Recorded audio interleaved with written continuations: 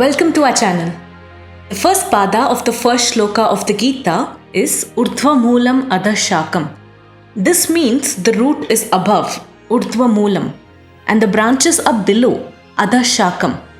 Normally when we think of a tree, the root is buried in the ground and the branches spread above. Here, the Gita begins by asking us to imagine the opposite, to show us that what we take as real in our perception may not be the ultimate truth. The 8-lettered pada is powerful, multi-layered in meaning, and carries the essence of the entire Gita. Just as an upside-down tree is not real, so is our perception of the world. We mistake the untruth for the truth. This is a direct challenge to our understanding of reality. In today's video, we'll explore what this opening shloka truly means. What is untruth and what is truth? Krishna doesn't stop at exposing the solution. He offers a precise path to break free from it. The first 4 chapters lay out a step-by-step process of raising energy from Mooladhara upward through the chakras. Without this upward movement of Kundalini, knowledge remains intellectual. And with it, knowledge becomes a complete transformation. We will also return to the theme of Dharma, something we spoke about in the last video. This time, through the story of Yudhishthira, known as Dharma Raja. Why did someone who lived as the very embodiment of Dharma fail to be protected by Dharma? The answer reveals a principle of Dharma most people completely miss. So let's begin with the very first shloka, the upside down tree. Urdhvamulam adha shakam ashvatham prahuravyayam chandansi yasya parnani yastam veda savedavit. Krishna begins with the image of a giant peepal tree with its roots pointing upwards and branches growing downwards. Why? Because he is forcing us to confront a truth. We see the world upside down. We take the untrue as true. In Bharatiya culture, let's see how the world is understood. Adi Shankaracharya said, Jagat Mithya Brahma Satya. Jagat is changing, Mithya. It is not falsehood, it is impermanence. Forms or Rupa are unreal because they never remain the same. All physical manifestation changes. Body changes, mind changes, and thoughts change. Yet, at each moment, we cling to them as if they were permanent. That is the upside down seeing. We cling on to a false, impermanent state that in reality is ever changing.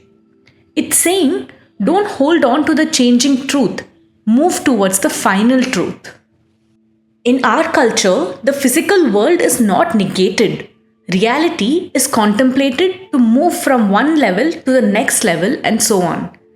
No two individuals see the same reality in simple things.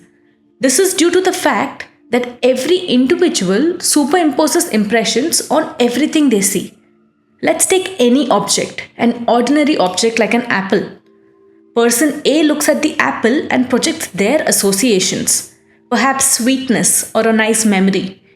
Person B looks at the same apple and projects something else completely, maybe distaste. They both see the apple differently. That is the subjective reality. But the apple has its own independent reality. It exists in its form, unconnected to the perception of A or B. Neither of their perceptions are the truth. It's just changing realities. Perception of A and B changes. Even the rupa of the apple changes. They're all real at a point in time. But none of it is the ultimate truth. The world is ever changing. The task of the seeker is to pierce through this and recognize the final unchanging truth that underlies it. This is why the imagery of Urdhva matters. Urdhva is not merely up in the physical sense. It is higher, superior, ascending.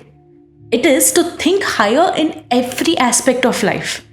Each word in the Gita is like this. It's simple on the surface, yet layered with meanings that opens up new dimensions when we reflect upon it. The entire Gita is this journey to ascend. It's the rising of energy from the Mooladhara upwards, guiding us towards a higher state.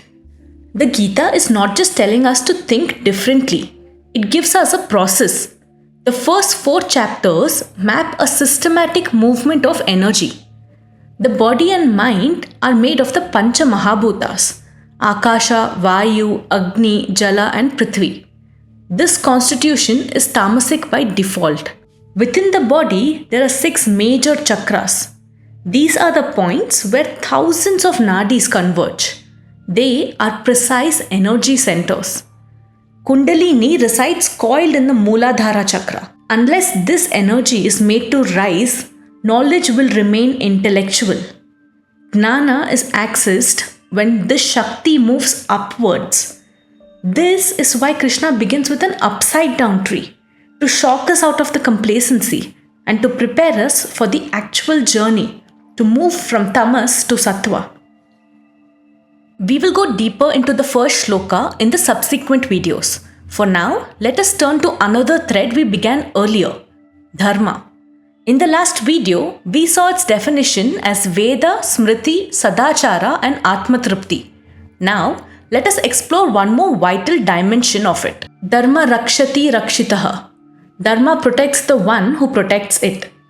Yudhishthira, known as Dharma Raja, is remembered as the very embodiment of Dharma. His name itself became synonymous with Dharma. While playing the game of dice, Yudhishthira knew that Shakuni was cheating, playing in an adharmic way. Yet he did not act on it. Why? Because in his mind, a game must be played with its own rules. And when he lost, Dharmaraya had a question for Vyasa. He said, I have followed Dharma all my life, and yet it did not protect me. Why? Dharmaraja missed one thing in this case. Dharma is not passive. Dharma is not silence. And Dharma is not nicety. Dharma is achara, it's action. It's not vichara, it's not a thought. Dharma must respond when adharma rises.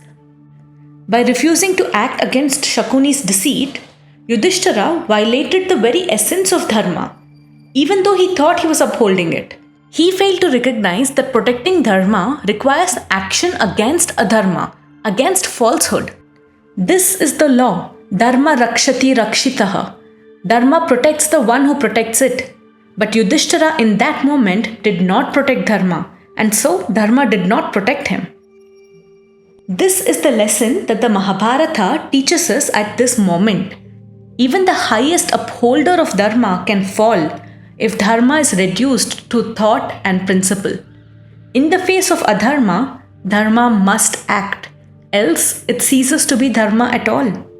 If we do not act in the face of falsehood, falsehood wins.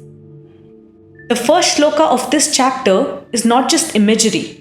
It's a reminder to stop living upside down. Stop mistaking the impermanent for the permanent.